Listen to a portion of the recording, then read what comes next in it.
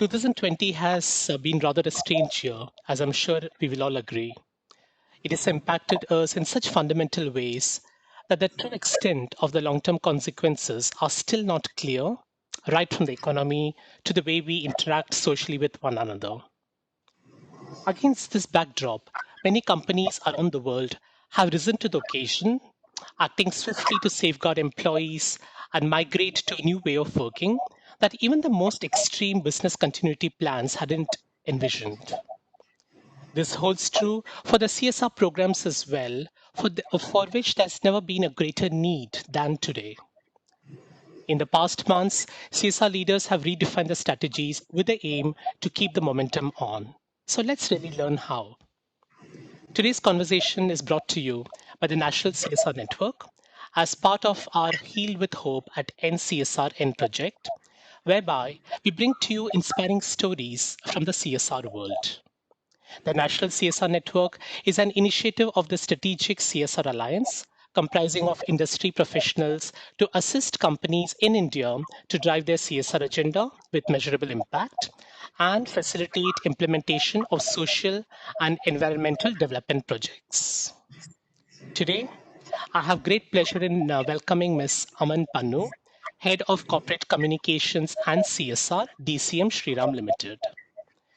A mass communications postgraduate from Symbiosis Institute of Mass Communication, Aman has worked across diverse roles in public relations, corporate communications, and marketing communications in the retail, agriculture, and chemical sectors. Aman has been with DCM Shriram Limited for the past 11 years in the role of Head Corporate Communications and also handles the CSR function. Aman has played a pivotal role in building the company's archives and heritage gallery in Kota, Rajasthan, to preserve the 136 years history of the DCM group. A strong believer in the concept of storytelling, she uses communication, CSR, and archives, and we hope she shares her storytelling today as well. Aman, it's a pleasure to have you with us today. Can you kindly share briefly about the CSR focus areas for DCM Shriram?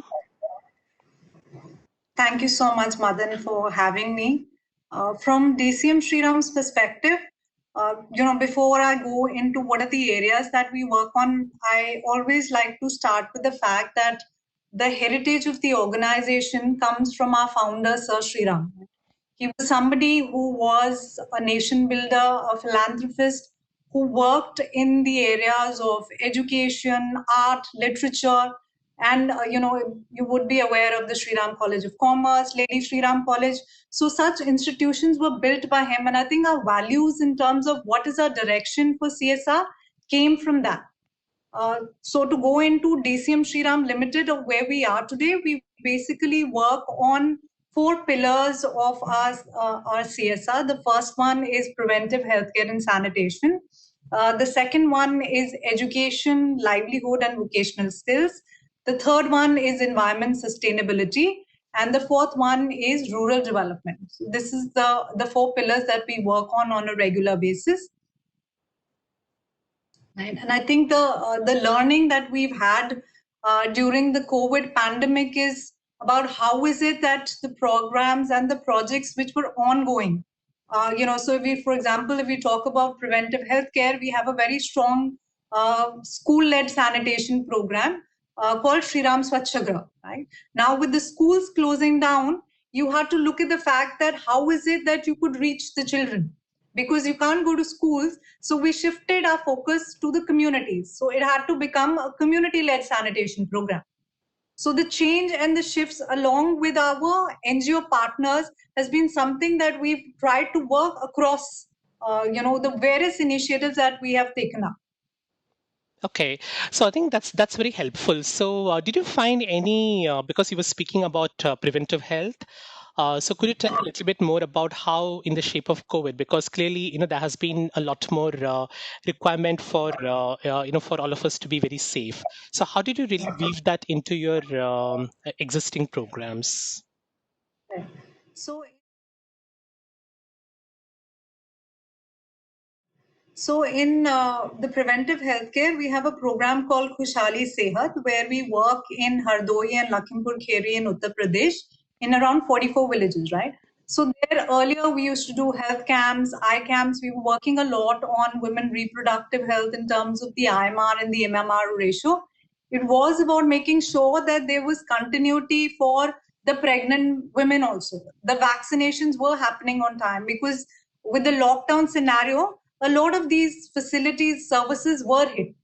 So with the NGO partners on the ground, I think with the kind of agility that they work and made sure that the end communities were not impacted by this, I think that was a big learning for us also.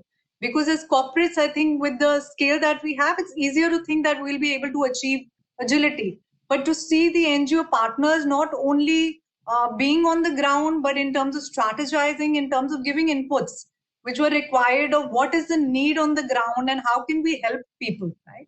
So, for example, one of the concepts that came from there, because we could not do health camps and people were facing issues with normal problems, right? Somebody has a stomach ache, somebody has, regular things, a cough, but how do you not go? You can't go to the doctor at that point of time because I think in urban India also we all were facing that.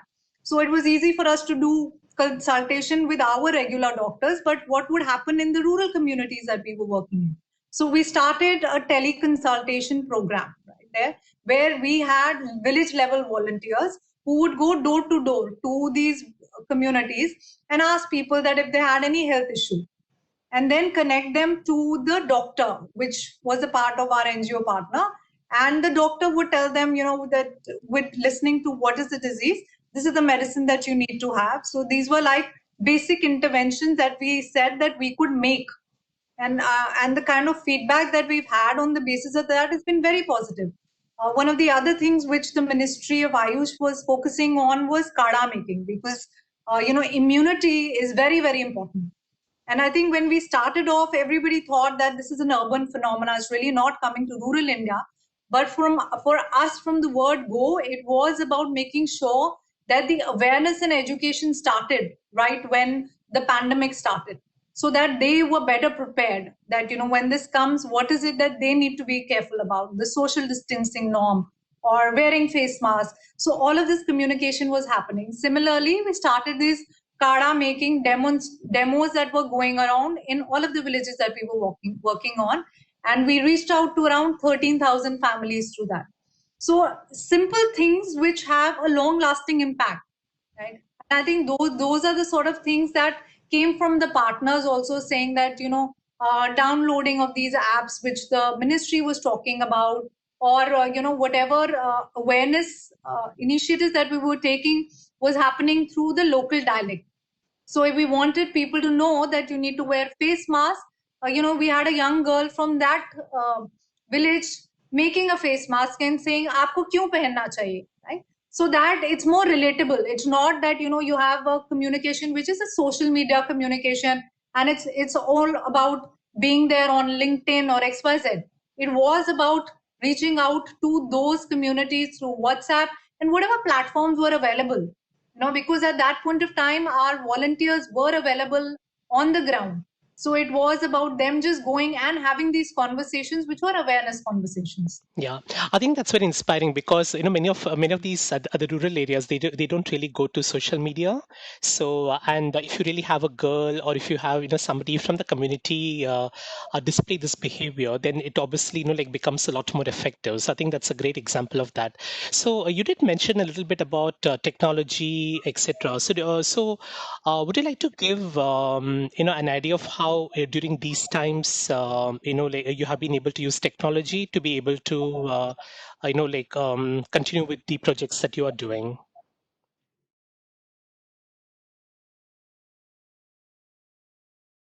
So I think technology, I like to give two examples. So one is on the education front, and I think that's something which is very, very important because the education field, I don't think has been impacted like this ever. Like a countrywide lockdown for 6 months, I think is like an unheard thing from an education perspective. And we are working in Hardoi and Lakhimpur Kheri in around 62 villages, right? So we work with the Pratham Education Foundation, and the program was for primary school children.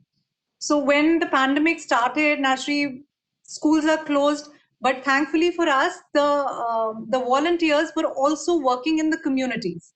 So because of this existing connect and the volunteers being from those villages, that is what helped in terms of actually first getting data, because you had to understand that how many of them actually have smartphones, right? How many of them have regular phones? So connecting with them, so there were tasks that were made out for the children, which were daily tasks. Now, every day there is a task that goes out. So if somebody has a regular phone also, it'll be just be an SMS that, a simple thing like, "Aap bade hoke kya banna chahte hain?" You know? So write 2 lines on it. It'll be simple sum. आज आपने सब्जी खरीदी, आप अपनी माता से पूछिए कितनी की थी. Simple exercises like this that, Pratham came out with, and then reaching out through these village volunteers. So these volunteers became our feet on ground, who would actually go and meet the children also, or the mothers group that we had, or the village panchayat pradhans who were there, right? The second layering that we did to this project was a pilot that we introduced, where there was remote mentoring that was happening, right? So from a technology perspective, these volunteers in turn were trained by the Pratham staff. So if they have to go and take a class on maths or of science for these children, so the course curriculum was explained to them of how they should do that by the Pratham staff through the remote mentoring, and they would actually physically go and do this. And today we have around 660 volunteers across these 62 villages, teaching around 1,500 children. So I think from a numbers perspective also, we've been able to gain numbers with time. The traction is coming. I don't think we've reached 100% of our audience from that perspective, but at least looking at new initiatives where, technology can be a support system, but like we're saying in rural India, the technology infrastructure is also impacted. True. So how to make sure that this happens, right? The second example I like to give is on our agri-skilling project. So we have a program called Jeetega Kisan, which is being run in around 18 villages in Kota. Now, when the pandemic hit, that was a time that the rabi crop from a wheat perspective had to go out. It was the Z season, so the farmers had to take vegetables on the ground. And naturally, there was, the agronomist who were working with us. So we worked with ISAP as our implementation partners. And the agronomist there naturally couldn't go to the farmer's field then, right? So it was through the use of technology that if they were facing any problem, they would just click pictures and send it to the agronomist and ask that, abhi mere farm pe ye problem hai, kaun si dawai lagaun? So, these sort of conversations help.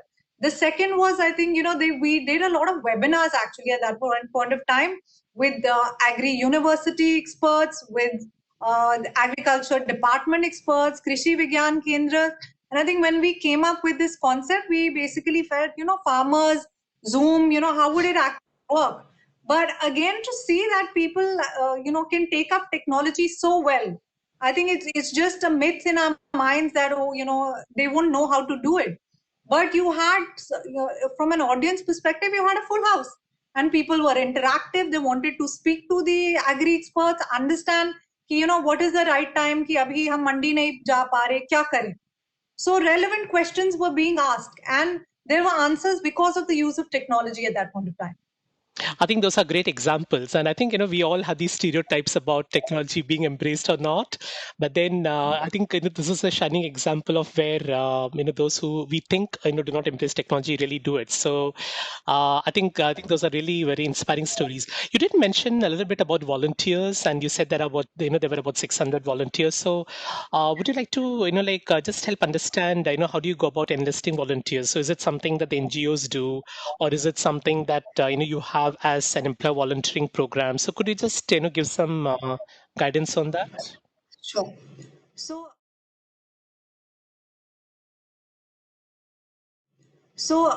these volunteers that I'm talking about, they were through the Pratham Education Foundation. And like I mentioned, because we already had volunteers on ground, we had to get more volunteers involved because the numbers had to suddenly grow. It was not possible for the Pratham staff to be on ground. So it was through them, and like I'm saying, to connect with the panchayat, with the pradhans there, the village committees, to get more people on board. And all of this is something that happened through Pratham's intervention. The other layer that you mentioned, I think employee volunteering again has been something which has played a very important role for us also as an organization. And I think we were thinking about the fact that we should be looking at launching an employee volunteering program. But I think the fast track on a lot of initiatives have actually happened because of COVID. So similarly for us also, we launched a virtual volunteering platform within the organization called We Volunteer. Right? And the initiative there, we basically looked at two sort of activities that people could get connected with. Two of them were about donation and two were from a time perspective, right? So the two in terms of donation, we worked with organizations like Akshay Patra Foundation because we were giving ration kits. Our employees were doing a lot of work on their own. And that is where the start came from. And we tied up with them. The second tie-up that we did was from MHM because we do a lot of work on menstrual hygiene. So we tied up with an organization called Bala, which gives sanitary pad units which are reusable in nature, right? But again, how did we layer it with our CSR programs was the interesting aspect that the donations that we got, we made sure that those donations were used in areas where our communities are already there. So if we were already giving out ration kits in Bharuch, in Gujarat, with Akshay Patra, that is where our plan is to give these ration kits there itself. Similarly, with Bala, these sanitary kits are going to be given in Kota, where we've already done a training for our partners there, Finnish. So they work with the communities there, right? So it's about how beautifully employee volunteering can also get integrated with your CSR programs. And on the other two initiatives that we have as part of employee volunteering, one is with Pratham Education Foundation, where actually our employees are doing personality development classes for these volunteers, the same volunteers who are actually teaching our children across the country. So we are doing it for volunteers across UP, Rajasthan, Bangalore, Pune, where our employees are doing this. And the fourth initiative is face masks. And I think that has been a big initiative for us as DCM Shriram because we have sugar factories in UP. And within our sugar factories, we have colonies, right? So the employees' wives actually became the first layer where they said they wanted to help people when COVID outbreak started. And the district administration was looking at help from face mask perspective. So these housewives actually made 15,000 face masks at that point of time. And now we built that into our volunteering program where we are asking, employees to make face masks and giving it to CHCs, PHCs, frontline workers. So how all of these initiatives are actually helping in the current times. So relevance to the programs which are ongoing and helping the COVID pandemic in terms of supporting against this fight is something that the employee volunteering is also working towards. Sure. I think some great examples there. Thank you so much, Aman. So now I'm going to touch a little bit upon one of your interest areas, which is storytelling. So if you'd like to share a couple of, I'm sure there are a lot of inspiring stories about how the work that you do has really touched the families or people, etc. If there is any one or two that you may like to share for the viewers, that will be most helpful.